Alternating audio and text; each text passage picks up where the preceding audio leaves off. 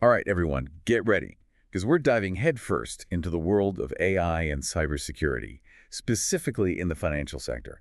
And let me tell you, these reports you sent over, wow, we are in for a wild ride. It seems like AI is absolutely everywhere in cybersecurity these days, but in finance, it's about to explode. It really is. It's kind of amazing, actually, how AI is this double-edged sword. Like, on the one hand, it's handing financial institutions these super powerful tools to fight cybercrime.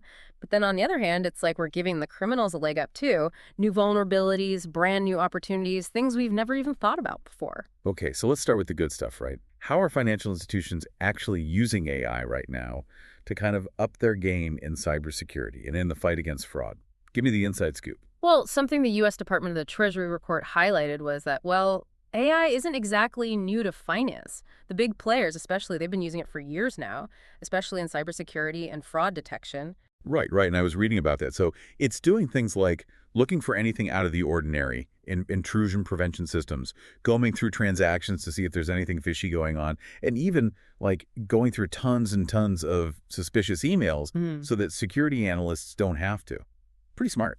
Exactly, and it's already making a huge difference. Like one large financial institution told the Treasury that their fancy new AI-powered fraud detection system, it helped them cut back fraudulent activity by, get this, a whopping 50%. 50%. Are you serious? So you're telling me these AI systems are basically turning into like master detectives sniffing out all the bad guys? It's true, and what's even cooler is that we're not just talking about AI catching the obvious stuff. We're talking about generative AI. Think like ChatGPT, but specifically designed for cybersecurity. That's a whole new ballgame. Okay, generative AI, it's a buzzword for sure. Everyone's talking about it, but break it down for me.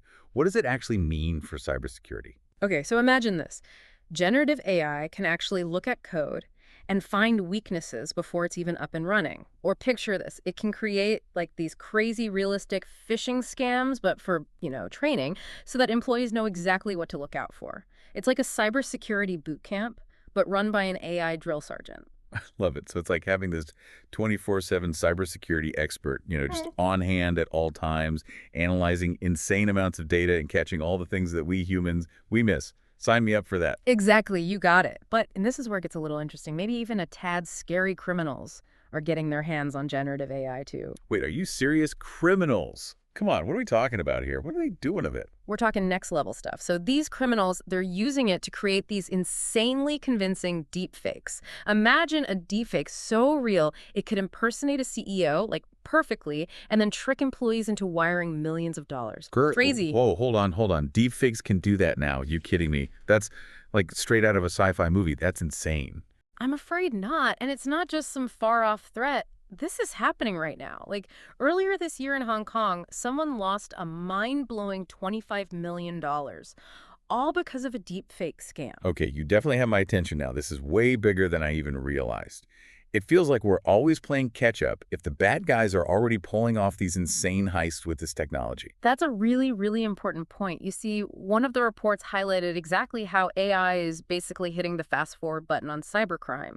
So criminals are using it to automate attacks, create new and scarily improved malware at like lightning speed. It's like they've discovered this cheat code that we don't have. So it's like the second we develop a defense, the AI they're using is helping them find a way around it. It's a never-ending game of cat and mouse. Exactly. And here's the real kicker. You no longer need to be some kind of coding genius to launch a really sophisticated attack these days, thanks to AI. Like, imagine AI tools that are readily available that can help criminals create the perfect phishing email, design fake websites that look so real it's scary. And that's the reality we're facing. Okay, I'm officially getting chills now, and not the good kind. What does this mean for, like, smaller banks or credit unions? Do they even stand a chance in this new world? That is the million-dollar question, right? And both reports acknowledge that this is a massive challenge, especially for those smaller institutions, because they often simply don't have the resources to go up against these advanced AI-powered threats. It's like bringing a knife to a gunfight, like you said. Okay, so AI, powerful tool for good, powerful tool for bad. Got it. But what can we even do about it? This is starting to feel a lot like the Wild West out there. You're not wrong. It's constantly changing and evolving. It's a crazy landscape out there.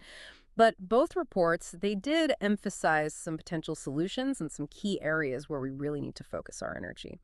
So first and foremost, financial institutions, they need to start developing much more robust risk management frameworks and ones that are specifically designed with AI in mind. That makes sense. That we can't keep using old security measures and expect them to hold up against these constantly evolving threats.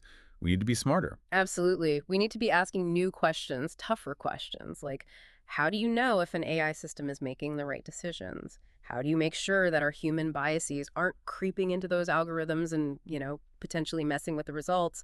And how do you even audit a system that is constantly learning and changing? It's a moving target. Wow. Yeah, that's a whole other level of complexity that we're talking about here. We're basically reinventing the wheel. It is, and that's what makes it such an exciting field.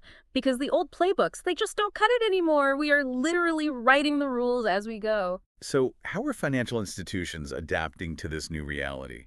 What other insights did the reports offer?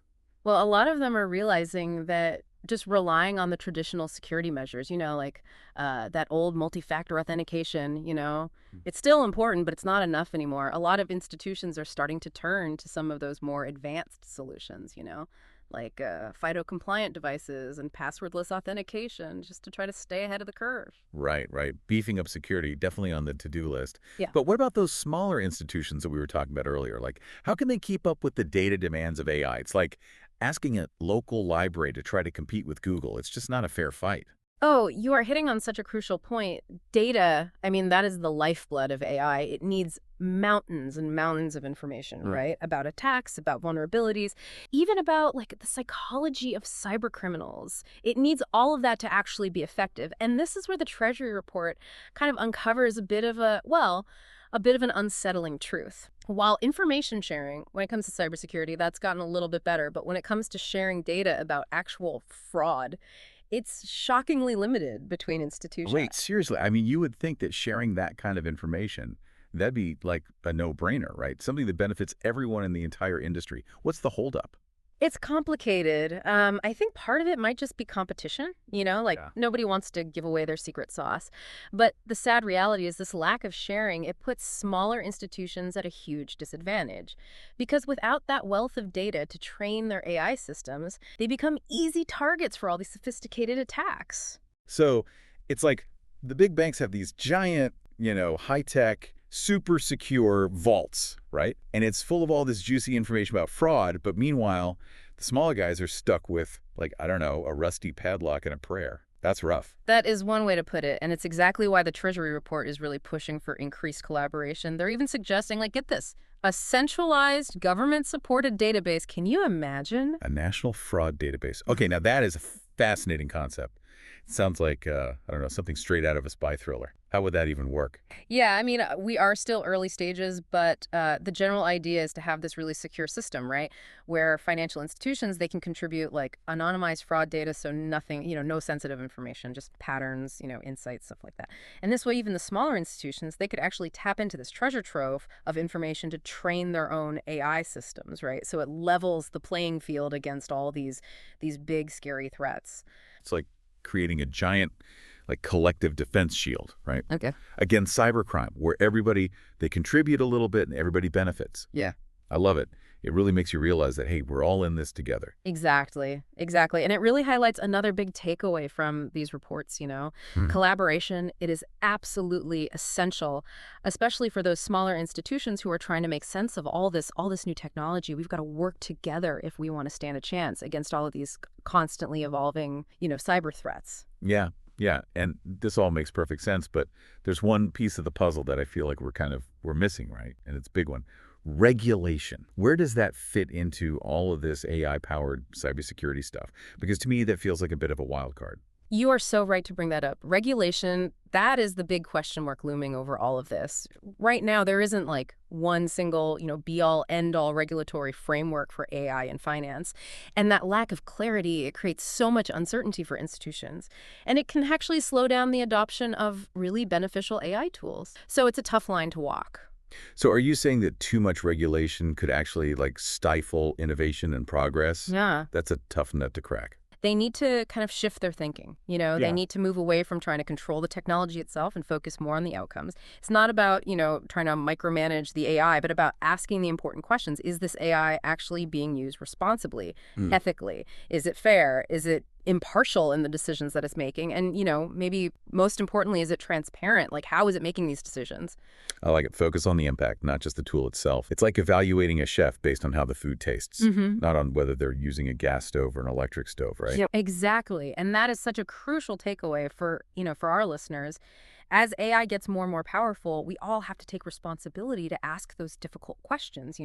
Are we using this technology the right way? Are there unintended consequences that maybe we haven't even thought about? These aren't just, some abstract philosophical debates. This stuff has real world implications that are going to affect all of us. You're right. It goes way beyond just the financial sector. We're talking about the very fabric of our digital lives. Yeah. But before we go down that rabbit hole, I mean, these reports, they focused heavily on financial institutions. But what about, like, the bigger picture? I can't help but think about the implications of AI and cybersecurity, but, like, on a much larger scale. Yeah. These reports focus heavily on financial institutions, but AI's impact on cybersecurity goes way beyond that. What happens when we're talking, like, power grids or transportation systems? Like, that's a whole different ballgame when you're talking about critical infrastructure being controlled by AI, right? Oh, absolutely.